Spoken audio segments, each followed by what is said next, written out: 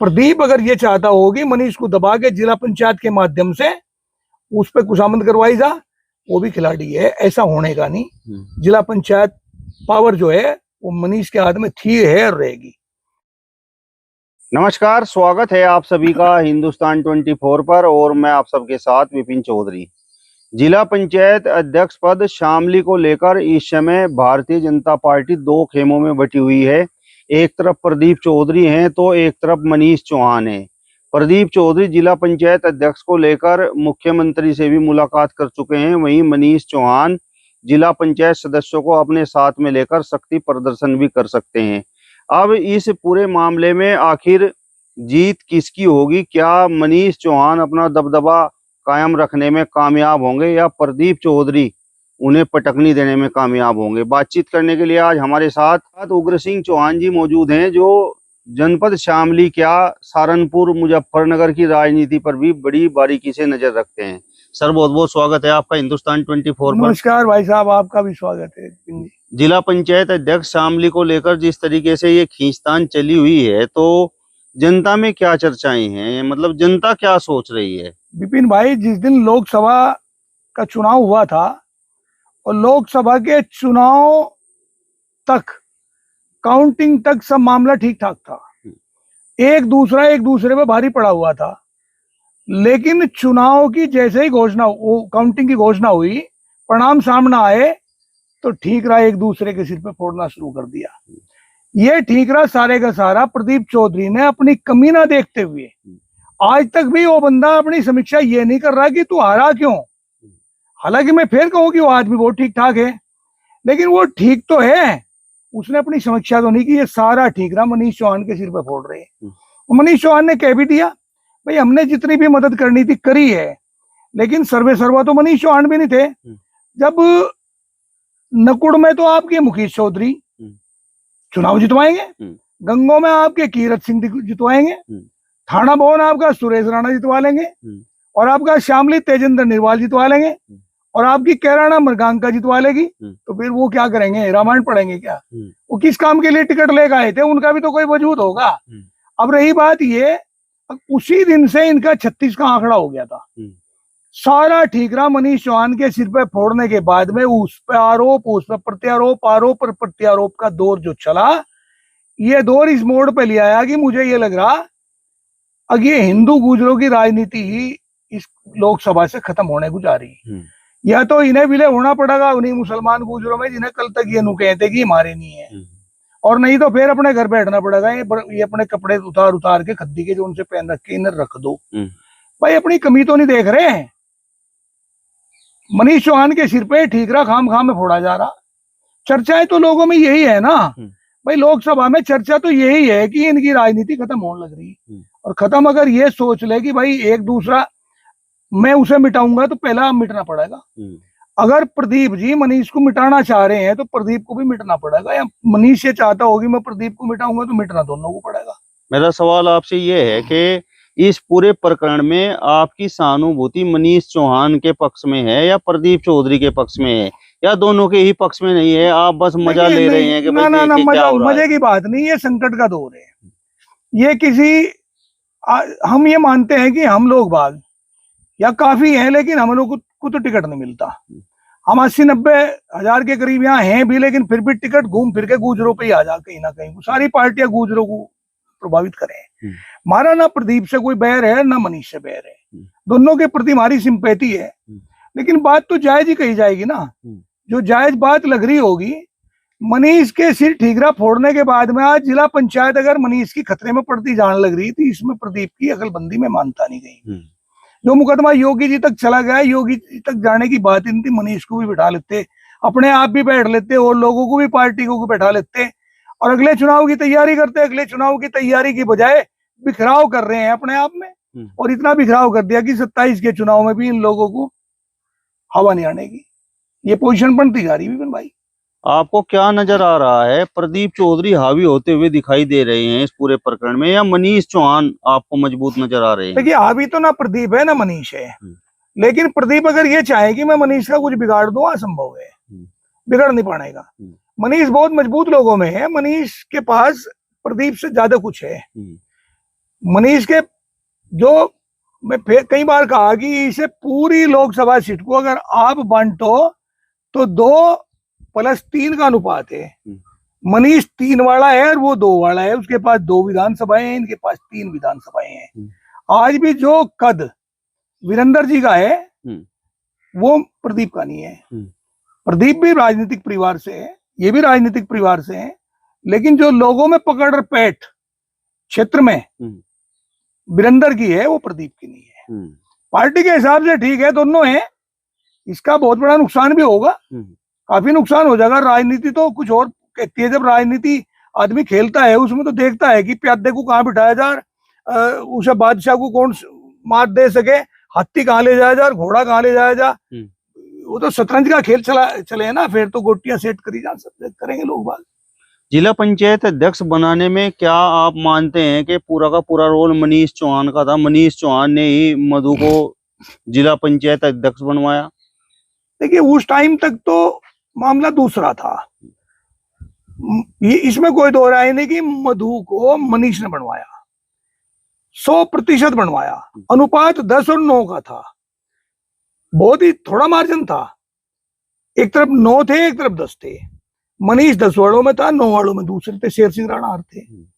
अब अगर इस बात को ये कहें कि ये जिला पंचायत अध्यक्ष से गलत सलत बयानबाजी करवा के, मनीष पर आरोप लगवा के कि सारी जितनी यहाँ की वो है फैसिलिटी है वो कोई और ले रहा, हमें वो सहूलियतें नहीं मिल पा रही जो मिलनी चाहिए थी एक जिला पंचायत अध्यक्ष को, ये आरोप लगवाए जा रहे।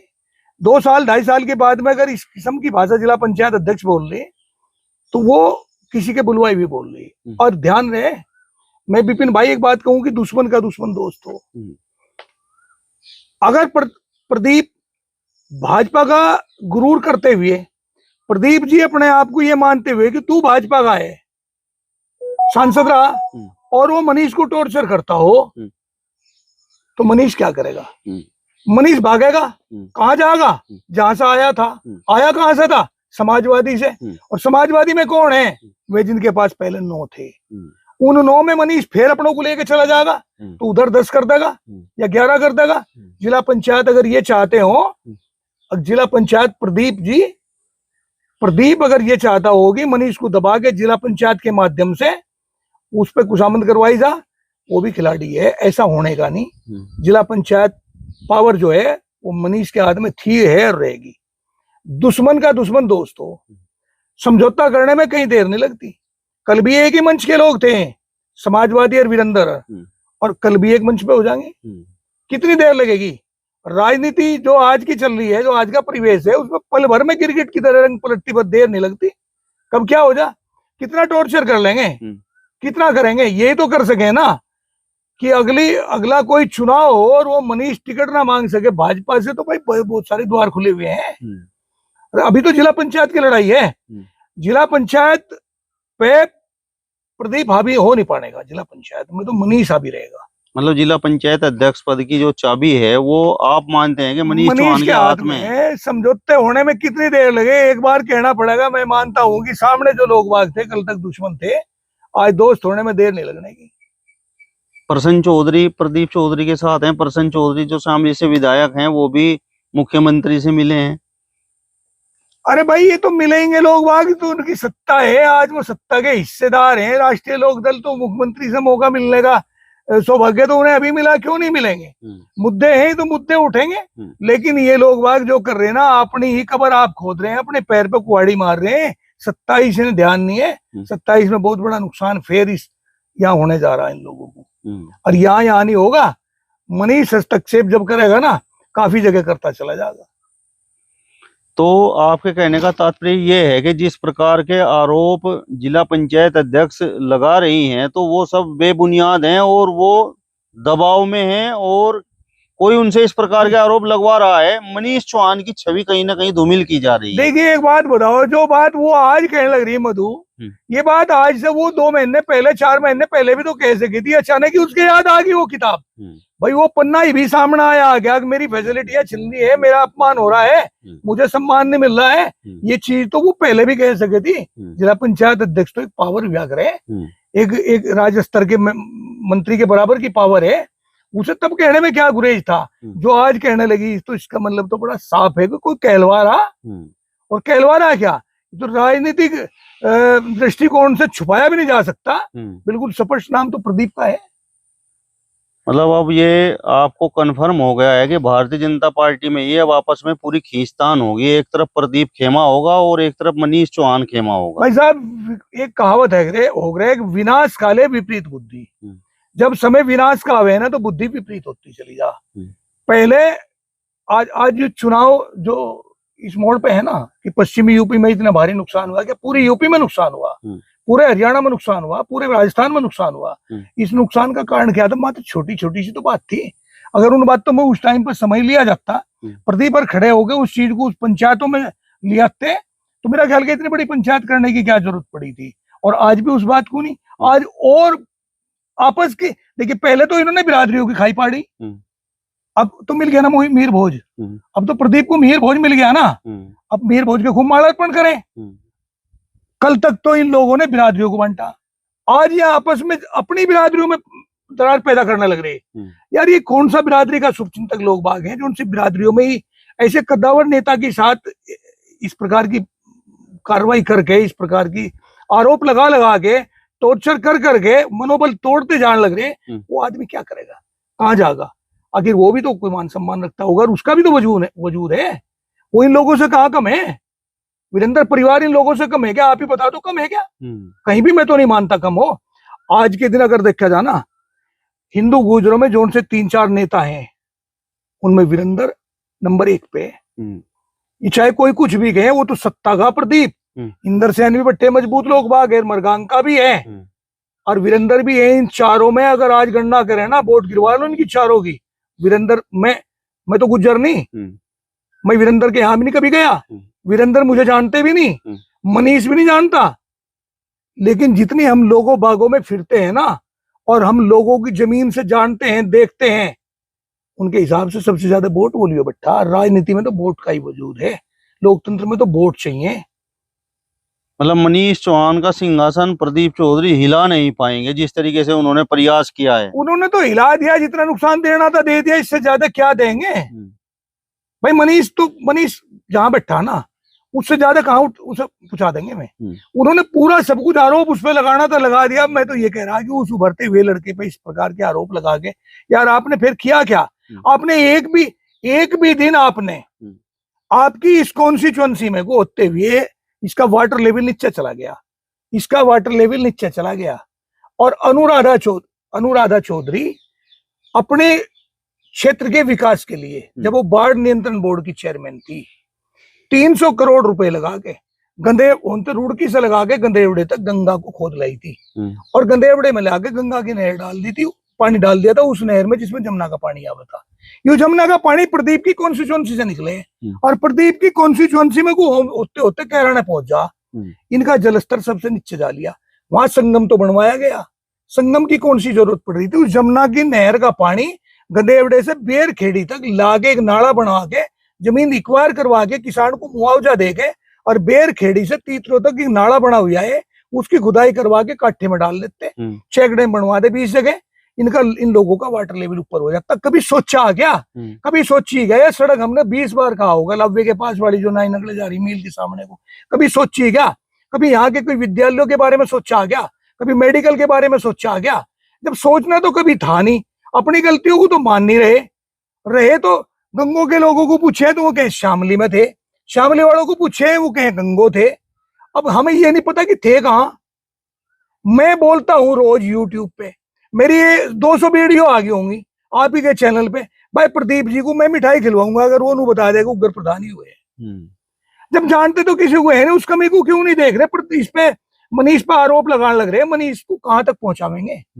मनीष पे सीधा आरोप आप लगाने लग रहे, इसका मतलब क्या हुआ। मतलब चुनाव हारने के बाद प्रदीप चौधरी सीधे बदले की भावना पर उतर आए। हम तो विपिन भाई आए दिन वीडियो देख रहे, आप ही लोगों की देख रहे, कभी किसी की, और उसमें यही आ रहा इसका हार का जिम्मेदार मनीष है। मनीष क्यों है हार का जिम्मेदार, कर्म नहीं है क्या अपने हार के जिम्मेदार। भाई अपने कर्मों को क्यों नहीं सुधार लेते। मैं कह रहा कर्म सुधारे, और अभी क्या बिगड़ गया।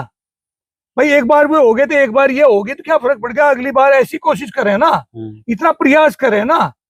अब इकरा को भूल जा लोग बाग, फिर प्रदीप को याद करने लगे। क्या विपक्ष में रहकर नहीं काम हो सकता क्या? सत्ता ऊपर भी इनकी नीचे भी इनकी, डबल इंजन की सरकार है, विपक्ष में रह के भी तो प्रदीप जी बहुत काम कर सकते हैं। आप बताएं। तो मनीष के सिर पे बार बार इस बात को कहना, लांछन लगाना, उस पे बहुत सारे नाटक हो लिए, सिर तक फूट लिए, झगड़े तक हो लिए, गाली गलौज तक हो लिए, सारे आरोप लगा लिए। यार कहाँ जाओगे यार, कहाँ जाओगे गुज्जर भाइयों? चलिए, तो उग्र सिंह चौहान जी को आपने सुना। फिलहाल इस वीडियो में बस इतना ही। अगली वीडियो में फिर आपसे मुलाकात होगी, तब तक बने रहिए हिंदुस्तान 24 के साथ। नमस्कार।